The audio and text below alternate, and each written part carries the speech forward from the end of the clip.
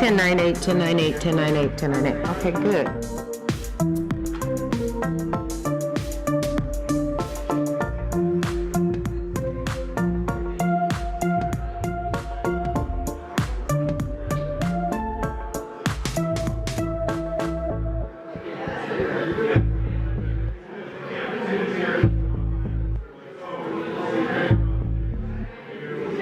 City of Detroit.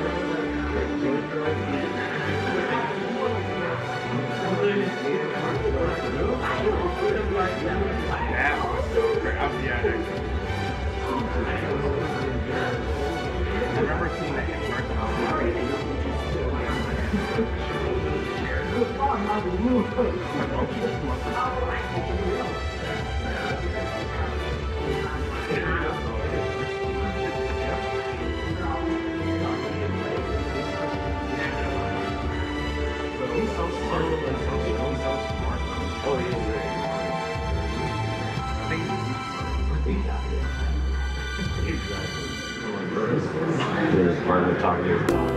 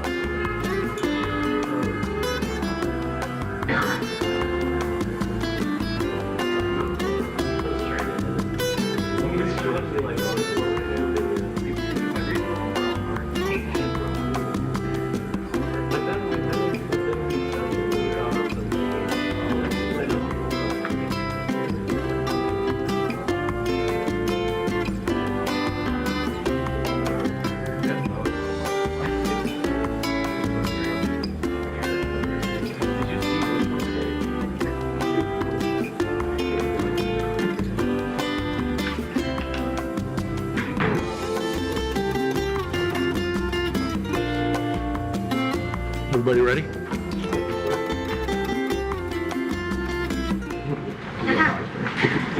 Everybody ready? Got a signal?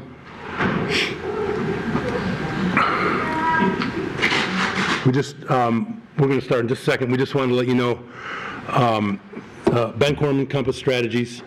Just wanted to let you know, we're not going to do a formal Q&A after the remarks. A lot of people have different time commitments, but you can do informal scrum afterwards, but there won't be a formal Q&A afterwards. So thank you for being here. We appreciate it.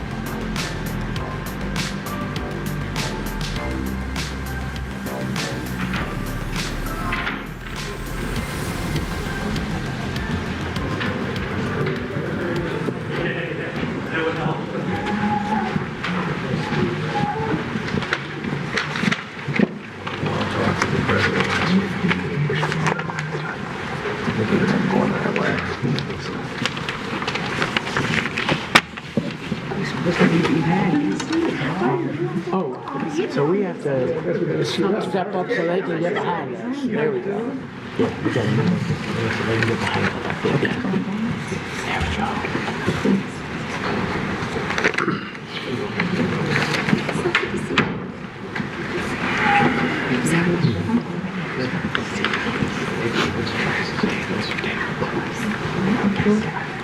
we go.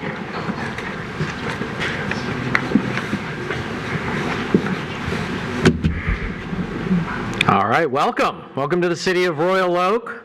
We're very grateful for each of you for being here today. A special thanks to Senator Chang and her colleagues for their efforts for tackling a problem that's plagued Michiganders for years. As mayor of Royal Oak, I'm really thrilled to learn more about the details of Senate Bill 549 here today. It's noted that hard times and struggling to make ends meet is not unique to any particular zip code. The latest data from the U.S. Census Bureau shows about 4,000 people right here in my hometown, the city of Royal Oak, could potentially benefit from water affordability legislation. Both large and small communities throughout the state of Michigan and throughout Oakland County, Macomb County, and Wayne County are getting behind these measures because we recognize water is life.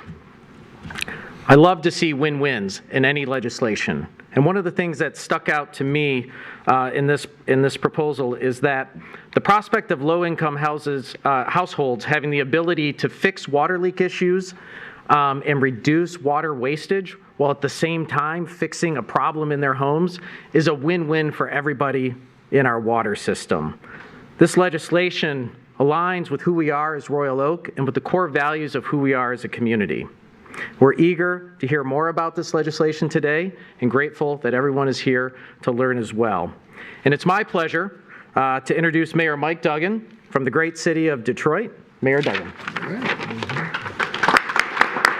Well, thank you, Mayor. Nice to be in Oakland County.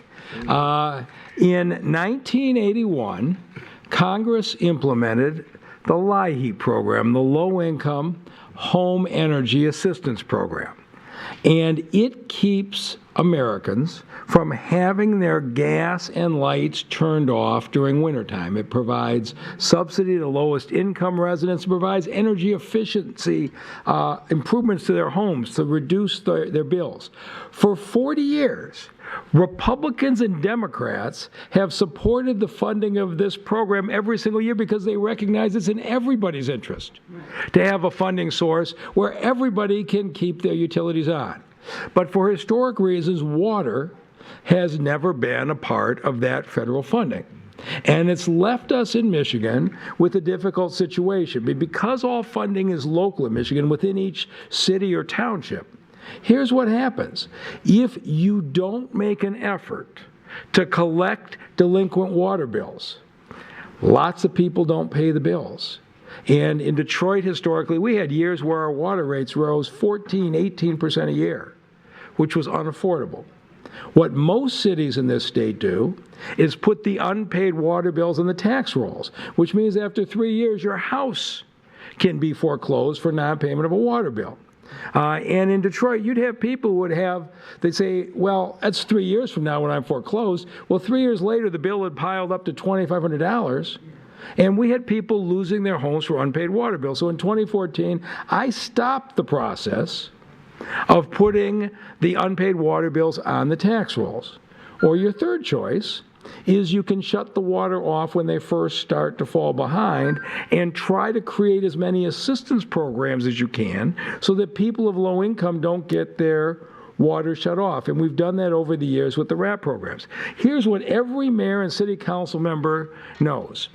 Is under the existing system today, no matter which of those choices you take, you are going to get criticized. If your rates go up because you don't collect the rates, people are going to say, oh my God, low-income people can't afford these big rate increases. If you put it on the tax rolls, people are going to say, how terrible, you're going to take somebody's house away because they didn't pay their water bill. And if you do water shutoffs in the short run, you're going to get attacked for shutting off water. And the reason we have these choices is because there is no equivalent of assistance program for water as there is for heat and utilities. And we have been promised by the federal government year after year, don't worry, we know water is essential, there'll be a water assistance program coming. It's not coming.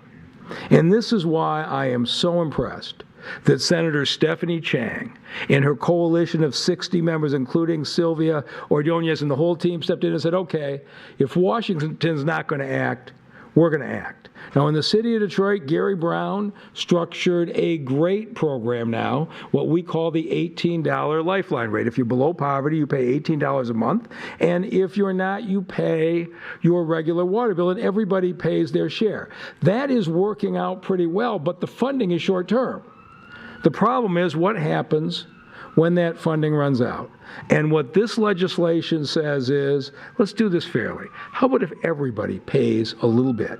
$2 a month per meter goes into a fund, and we have a system in the state where people of low income pay a lower amount that they can afford. People who can't afford to pay that.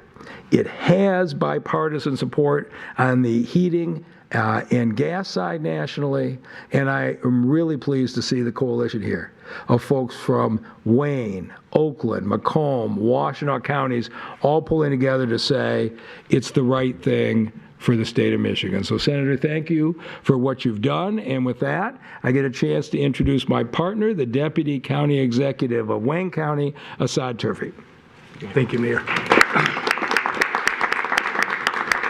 Thank you, Mayor Duggan. Thank you, Senator Stephanie Chang. This is definitely a step in the right direction and continuing in the right direction. They always say leaders go first, and this program here is definitely put together by leaders, and you see all the regional support behind me. I say leaders go first because this is the first program of its kind that's going to be a program, affordable water program for the entire state of Michigan.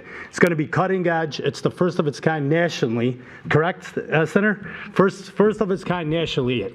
And water affordability is essentially a human right. And creating programs to continue that idea, that thought process is going to benefit many people and many people in need. And essentially, this program supported strongly by County Executive Warren Evans. You see the strong support behind me, and we're continuing to get more support as we continue to move forward. But thank you, Senator. Thank you, Mayor. Thank you to everyone that came out today to support. Wayne County is definitely behind it and looking forward. And with that, I'll introduce our neighbors in Oakland County. We're here in his county, Dave Coulter. Yeah. Thank you. County Executive. Thank you. Thank you. You know, I was standing there, I thought about an old phrase that we used to say when we were kids. I'm getting older, so I don't know if the younger folks remember this, but we used to say, water, water everywhere, and not a drop to drink. Does anybody remember that phrase? I think it referenced being in the ocean where there was salt water and you were surrounded by water, but you couldn't drink it. But it reminds me that the same thing is potentially true today. We may be surrounded by water, but if you can't afford it or you don't have the infrastructure that's adequate to deliver it, then you don't have water to drink. And as my friend from Wayne County said, clean water, clean, affordable water is a basic right that all of our residents deserve to have. And I am thrilled that we're doing this here in Oakland County because sometimes these programs may be perceived as simply a means to help low-income residents, and certainly there's an important component to that. But even here in a county like Oakland County, almost a third of our residents have trouble meeting their basic household needs on a month-to-month basis. And if that can happen in Oakland County, it can happen across the state, and it is happening across the state. And so I echo the comments that this isn't just a Southeast Michigan issue. This isn't an Oakland, Macomb, Wayne issue. This can benefit any community across the state. And the reason is because not only does it create an innovative and unique affordability component, but it does something else really important, and that is it invests in our water infrastructure, which is so critical. And now, I want to mention, because I get this question a lot, we're supported primarily by GLEWA, the Great Lakes Water Authority, although some parts of the county are not, but primarily we're supported through GLEWA, and there is a water assistance program in GLEWA called RAP, and it's a really good program, but I just want to clarify that that's a 2-year capped program based on your income. But if you're on a fixed income or you're living at a certain level, those things don't change in 2 years, especially our seniors who are on fixed incomes. They're not going to suddenly get a raise in 2 years, and then they're kicked off the program and there is no water affordability for them. So this program is ongoing, it's sustainable, it's affordable. I believe that the average Oakland County ratepayer would be open to paying $2 a month to make sure that our water infrastructure and our vulnerable residents have the support they need. So I am thrilled to join the coalition of folks that have come together to support. We talk a lot about water. We talk about how much we love our Great Lakes state and our water winter wonderland, but I am proud that through Stephanie Chang, through your efforts, and I also should recognize Jim Nash, who is our Water Resource Commissioner. He's not here, but I thought he was going to be, but he's been a champion on this issue and so many others in Oakland County, and I rely on him very much to help educate me on these issues and help me understand how important they are. But I know as a mayor, this is an important issue, because what Mayor Duggan said is absolutely right. There is no can to kick down the road. You're going to have to pay the piper one way or the other. So let's just get realistic about that. Let's put a small fee on the water bills so that we no longer have to worry about affordability for our residents. So thank you, Stephanie, Senator, for your leadership on this issue. And now, from the wonderful city of Warren, Michigan, Councilwoman Melody McGee. Thank you. Thank you. Thank you. Oftentimes, as a local government official, we get to hear directly from our residents in the city of Warren. And we recently had a meeting, and they also spoke on water affordability. So I wanted to let you know that water affordability programs are needed in the city of Warren.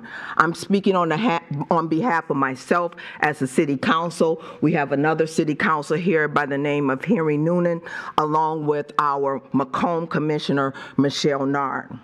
The critical importance of water cannot be overstated. Water sustains life. For communities, access to clean water is essential for protecting public health and sustaining local economies.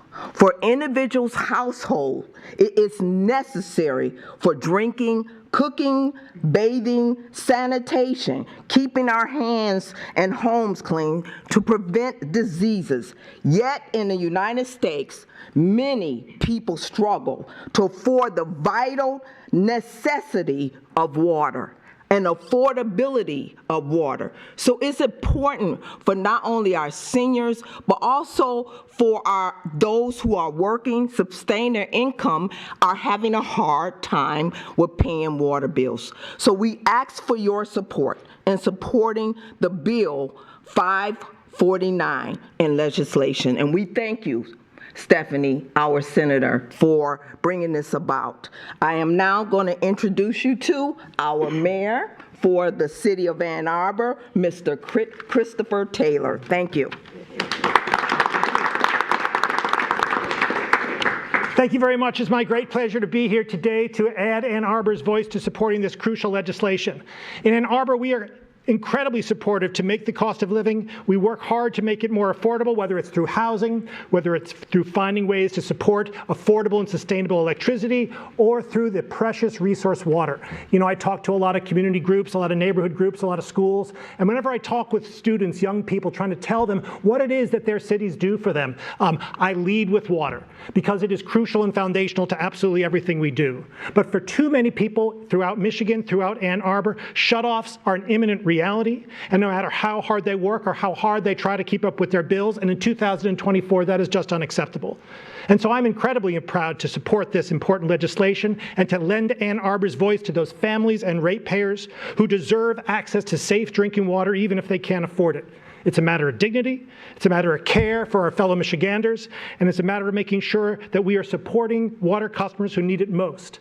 I would like to, I'm a homer. I'm from Ann Arbor, and so as an initial matter, I'd like to thank and recognize Senator Jeff Irwin, who's a sponsor of this important bill package. His advocacy for this work in Ann Arbor and elsewhere has been incredibly important, but fundamentally, there's a woman who's getting it done, Senator Chang, and I'm incredibly grateful for her work here in this regard, leading this crucial and vital effort. So without further ado, Senator Chang. Well, thank you so much, Mayor Taylor, and thank you to Mayor Fournier, Mayor Duggan, Deputy Executive Turfey, Executive Coulter, and Council Vice President McGee for your remarks.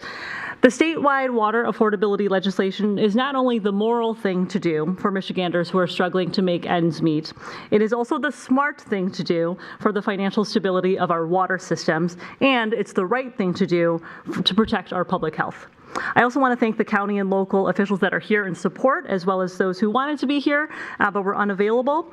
Wayne County Commission Chair Bell, Wayne County Commissioner Kinlock, Oakland County Commissioner and Chair Woodward, who is here, Macomb County Commissioner Nard, Harper Woods Mayor Kindle, Northville Mayor Turnbull, Pontiac Mayor Greimel, West Bloomfield Supervisor Kaplan, West Warren Council Member Noonan, Canton Township Supervisor Graham Hudak, Westland Mayor Coleman, Northville Township Supervisor Abbo, Macomb County Commissioner Zong, and Washtenaw County Commission Chair Hodge, as well as Commissioner Robbie. I'm really proud of the work that we have done over many, many months on this legislation to ensure water affordability for all Michiganders. And I'm also grateful to Representative McFall and Scott for being here today to lend their support. We are seeing more and more elected leaders, faith leaders, environmental leaders, community members across our region come together to show their support for water affordability. When we present the facts about how vast the need is in every single corner of this state, whether your community is rural, suburban, or urban, people understand how important this issue is. And when we present the facts about how the legislation will lower water bills for hundreds of thousands of Michiganders and actually help municipalities and residents through gap payments, paying down arrearages, and through plumbing repairs, people support this effort. According to an October 2023 poll by MRG commissioned by the Nature Conservancy, 67% of Michiganders support the affordability program. 60% support the funding proposal compared to only 31% opposed, and 89% support the shutoff protections bill. Thank you also to Wayne County Commission for voting overwhelmingly in support of Commissioner Kinlock's resolution last week to support water affordability. And this week we are very excited to see the Oakland County Commission as well as the Washtenaw County Commission poised to vote on similar supportive resolutions. Southeast Michigan's elected leaders are standing with the majority of Michiganders who support our water affordability legislation, and we are going to work as hard as we can to get it done. Thank you.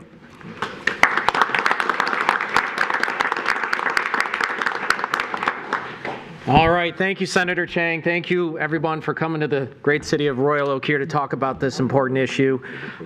Just as a reminder, we're not going to do a formal Q&A, but we'll be around to answer questions as needed. And I think that's a wrap. Thank you. Thank you. Thank you. All right. How's that going,